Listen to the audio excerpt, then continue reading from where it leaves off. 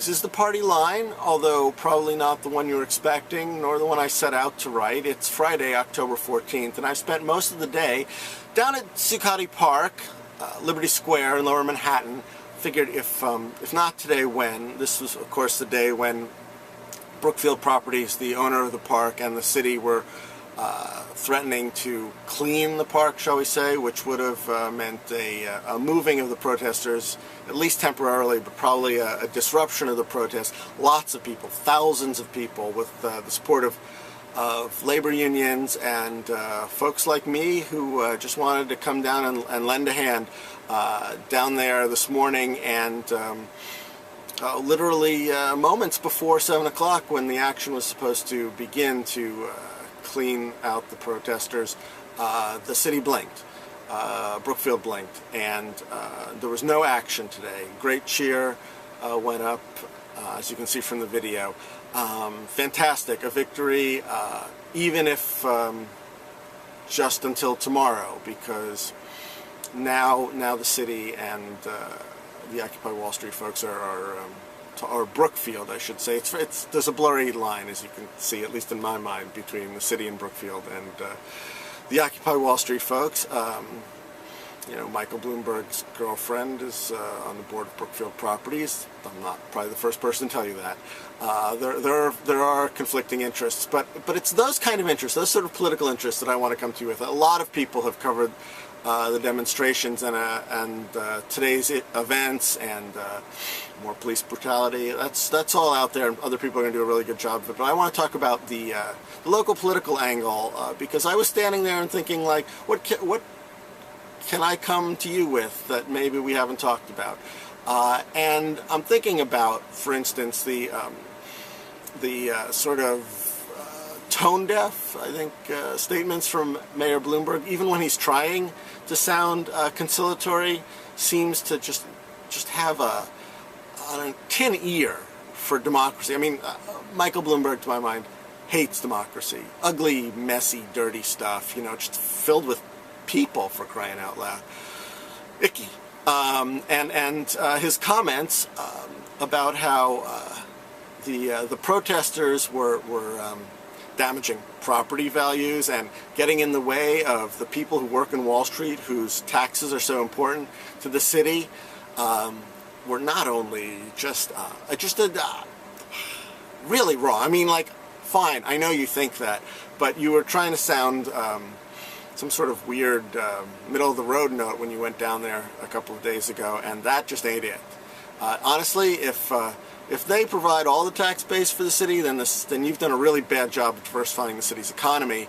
But if they do, then it's those people who should be paying their fair share in taxes. These sentiments were actually echoed by Governor Cuomo, who said that the people of Wall Street were an important part of the tax base of New York City, to New York State, to which I say, really? Then why are you refusing to take up renewal of the millionaire's tax in New York, which is due to expire at the end of the year, and will just carve a great big hole into an already Swiss cheese-like New York state budget? I mean, the state is in deep financial crap, and this is something that the state has been able to depend on. It's a minor surtax on people who make more than $1 million, and it's something that you could easily renew at the end of the year. Cuomo is avoiding even talking about it, and I thoroughly expect him to do his very best to make sure that it expires. I would point out to those in the city that the governor has a New York City office, and if people wanted to do a day action, an offshoot, I think that asking the governor at his office or his staff at his office about this would probably be a good thing. So you've got those two people, but I'm also looking at the people who are going to be vying for Mayor Bloomberg's job, assuming Mayor Bloomberg doesn't decide to buy himself another term. There are people who are already, if you live in the city, quite obviously jockeying for position.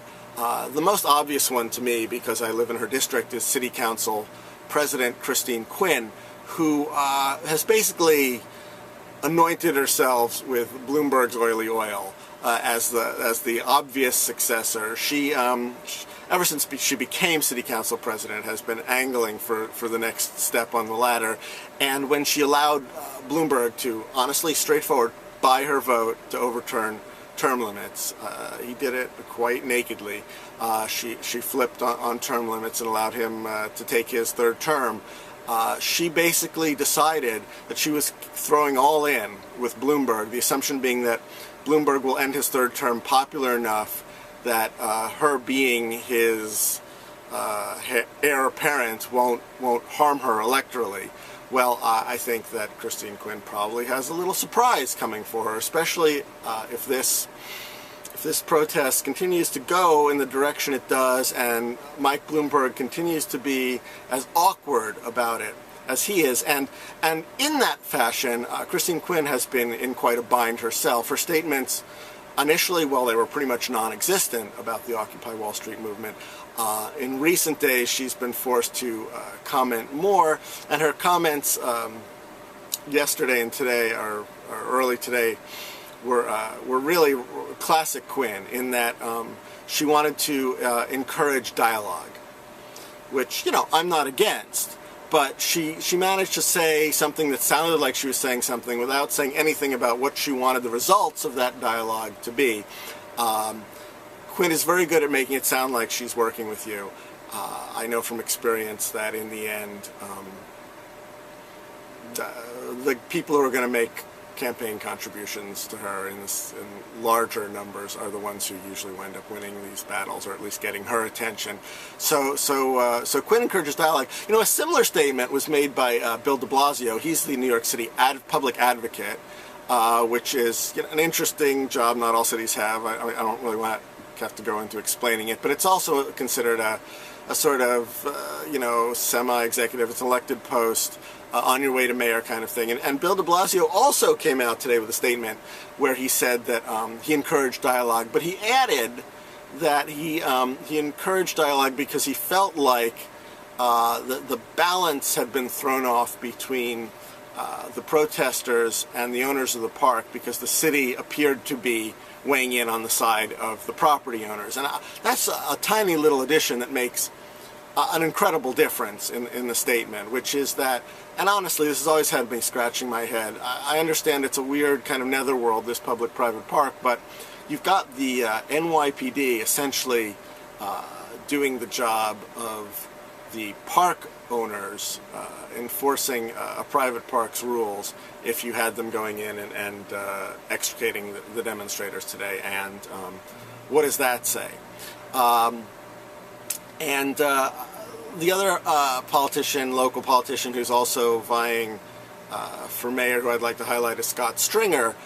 He's the Manhattan Borough president, probably the most liberal of the people I'm talking about, but also probably the least well-funded and lowest profile of them. Scott Stringer has been working in city government since he was a kid on a community board, and he's been working his way up slowly over many, many years. And he was down there early on. Within, I think, the first week, he was shaking hands down at Zuccotti Park. And, well, his statement today on dialogue, again, the keyword word of the day, might have been a little bland. The history of Stringer being down there, showing his face, showing his support for the occupiers, I think is unequivocal. The other guy I should probably talk about is the city controller, Lou, but the New York Times is going after him whole hog on some campaign contribution issues, and I'm going to reserve judgment there because this story is still developing. But this is what I'm thinking about. It's like, what happens as this goes on, and I expect it to go on. Where do the people vying for the city's heart and soul come down on it, and how do they play this? Bloomberg obviously changed his. Obviously, the story is that Bloomberg changed his mind overnight and decided to hold off, at least for now, on cleaning out the park.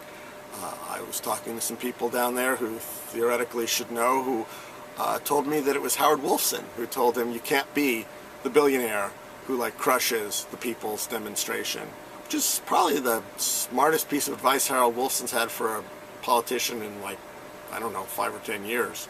But bully for him, because he's right. Every time the police get a little tough, every time the city tries to play enforcer for the private interests, it only enhances the movement. And it's just not smart politics. But speaking of movements, the other thing that I was talking about and thinking about today, and I'll try to make this quick, is the labor movement, which was out in force today, backing up the protesters. And one of the reasons the numbers were so beautifully great this morning was because lots of locals came down to show their support for the Occupy Wall Street crowd. And you know, we're talking about generally labor's at a very crucial moment. You know, this week, without barely a bat of an eye, the Senate passed these horrible trade deals. The South Korean one being the most high profile, if you can call any of these high profile, theoretically under the banner of providing jobs, but they're job killers, they're poverty and distress spreaders, honestly. And the labor movement is a crossroads. Some of them really took the bait on this one and sold out. You know, you've got threats to labor in Ohio, Wisconsin, all across the country, really. And we need to start a new dialogue about the benefits of labor. And you know, it's great to see them involved in this action. I encourage more direct action by labor like this. I mean, really, really a great idea. There was, for instance, a Teamsters action yesterday at Sotheby's.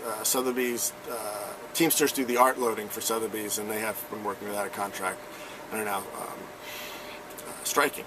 I should probably talk more about that at length otherwise, but the point I wanted to get to is, where is our National Museum of Labor? Well, I went and I Googled, and I don't think we have one. There's an American Museum of Labor in New Jersey. It looks interesting. I don't know exactly what part of Jersey. It's in a town I'd never heard of. I'm going to go look further into that. But honestly, I'm sure there's not a whole lot of real estate left on the mall, but God, there's a story to tell here. And you know what? We need to tell it. We need to talk about how different America is for the better because of over a century of struggle by organized labor. Some things that you really take for granted: worker safety, child labor laws, 40-hour work week, attempts at equal pay. These are things that have only come through collective struggle and underlying collective struggle that comes from having an organization that sticks up for the working man and woman in this country. And I think it's high time we honored that. We told the story. We taught America about the good that labor can do so that we can rebuild and re-strengthen the movement and enhance the lives of the 99%. And that's the party line, or lines, for today. I'll see you next week. All day, all week, Occupy!